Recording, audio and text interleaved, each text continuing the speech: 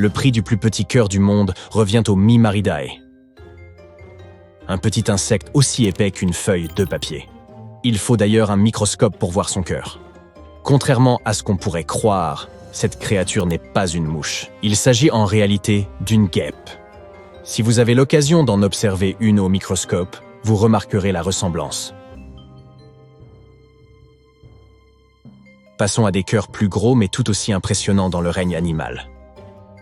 Le poisson zèbre a un talent caché plutôt sympa lorsqu'il s'agit de son cœur, qui ne mesure qu'environ 1 mm de diamètre. En effet, son cœur peut se régénérer. Quand le cœur d'un poisson zèbre est abîmé ou présente un problème, il est capable, la plupart du temps, de se réparer. Le cœur humain est certes lui aussi impressionnant, puisqu'il essaie continuellement de renouveler ses cellules et de réparer ses tissus cardiaques. Mais il n'arrive pas à la cheville de celui du poisson zèbre. Intéressons-nous à présent à l'exemple des cafards. Notre cœur est constitué de 4 cavités, chacune d'entre elles ayant une tâche bien précise à accomplir. Le système global ne peut pas fonctionner sans que les 4 cavités fonctionnent correctement. Le cœur d'une blatte comporte 12 à 13 cavités, placées en rangée sur toute la longueur du corps de l'insecte, en moyenne d'environ 4 cm. Ces cavités fonctionnent séparément, car elles sont actionnées par des muscles différents. Cela signifie que si l'une de ces cavités est touchée, l'insecte peut ne pas s'en rendre compte. La plupart du temps, la blatte vit sans que toutes ses cavités cardiaques ne fonctionnent correctement.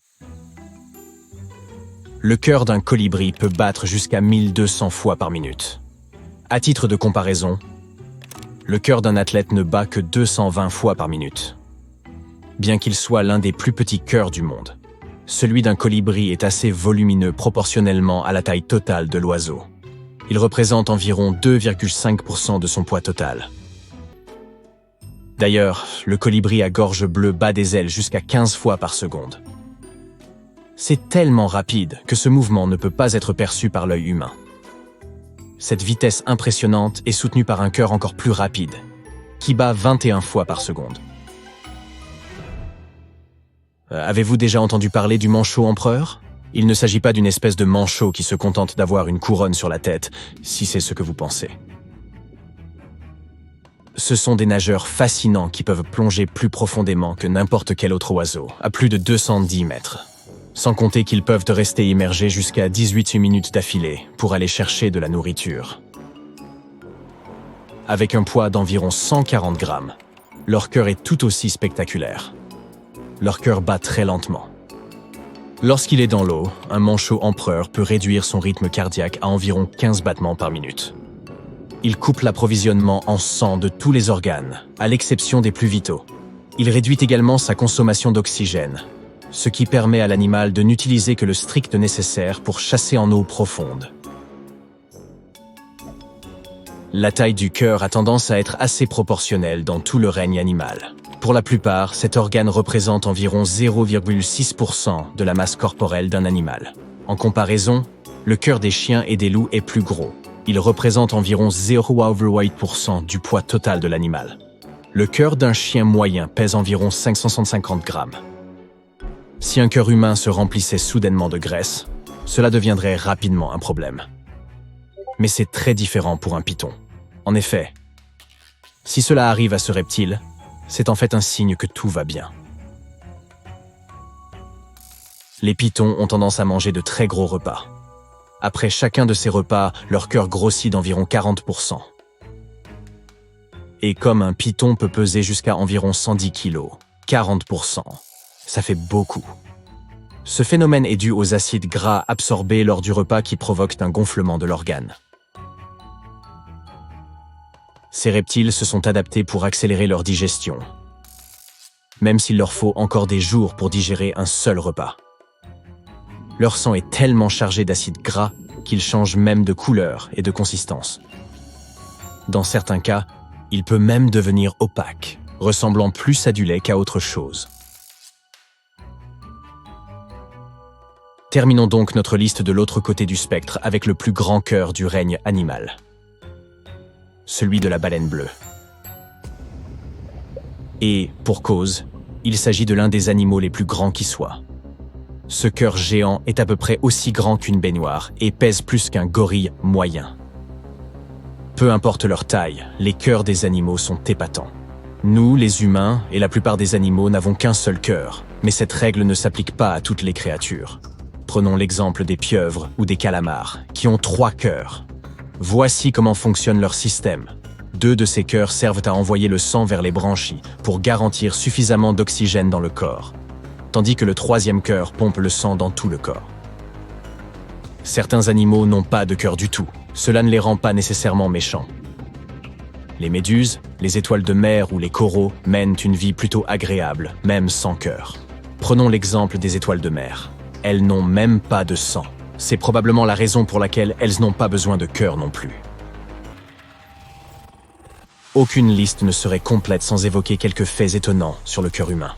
Pas besoin de googler ou de chercher un livre d'anatomie pour savoir quelle est la taille de ton cœur. Il te suffit de serrer le poing. Le poing d'une personne a à peu près la même taille que son cœur d'adulte. Eh bien, sachez que cet organe étonnant est chargé de maintenir tout ce qui est actif dans notre corps et peut battre environ 5000 fois par jour. Avez-vous déjà regardé un dessin animé dans lequel le cœur du personnage principal se met à battre hors de sa poitrine? La plupart du temps, on nous fait croire que le bruit que fait notre cœur est produit lorsque cet organe touche les tissus qui l'entourent lorsqu'il bat. En réalité, ce bruit est produit par l'ouverture et la fermeture des valvules cardiaques. Celles-ci sont comme de petites portes à l'intérieur de notre cœur qui veillent à ce que le sang circule correctement d'un côté à l'autre du cœur. Pour que notre corps fonctionne, le sang doit circuler au bon moment et dans la bonne direction. Nos poumons ne sont pas jumeaux, ils sont frères et sœurs, et notre cœur en est la raison.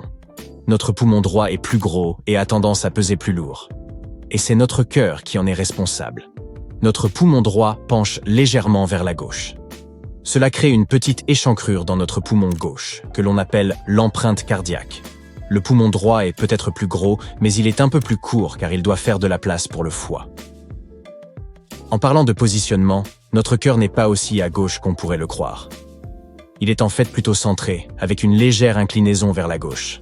Chez les personnes nées avec une dextrocardie, le cœur est positionné sur le côté droit de la poitrine. En soi, cette pathologie n'est pas problématique. Mais elle a tendance à coïncider avec d'autres maladies qui peuvent avoir des effets graves sur le cœur et d'autres organes. Saviez-vous que la plupart des crises cardiaques surviennent le lundi? La raison est encore controversée, mais la plupart des scientifiques pensent qu'elle est liée au stress engendré par le début d'une nouvelle semaine de travail ou à la modification de notre cycle veille-sommeil. On a tendance à dormir davantage le week-end et se réveiller plus tôt le lundi peut être préjudiciable à notre cœur. Votre cœur a commencé à battre environ 4 semaines après votre conception. Et il ne s'arrêtera pas avant votre mort. Bien sûr, il peut s'affaiblir en vieillissant, mais le cœur ne se fatigue pas. C'est un travail extrêmement difficile si on y réfléchit bien. Essayez cette expérience pour le vérifier. Serrez donc une balle de tennis dans votre main. Les battements de votre cœur ont à peu près la même force, 1000 fois par jour. Je parie que vous perdrez le compte avant d'avoir fini. Dans certains cas, l'énergie dont notre cœur a besoin pour continuer à battre est instable. C'est pourquoi les pacemakers ont été inventés. Ils agissent comme de petits générateurs placés à l'intérieur du corps humain et aident à stabiliser les rythmes cardiaques anormaux. Le tout premier dispositif de ce type a été placé dans le corps d'une femme du nom de Arne Larsson en 1958. Lorsqu'elle est décédée à l'âge de 86 ans, c'était pour d'autres raisons. Cela n'avait rien à voir avec son cœur,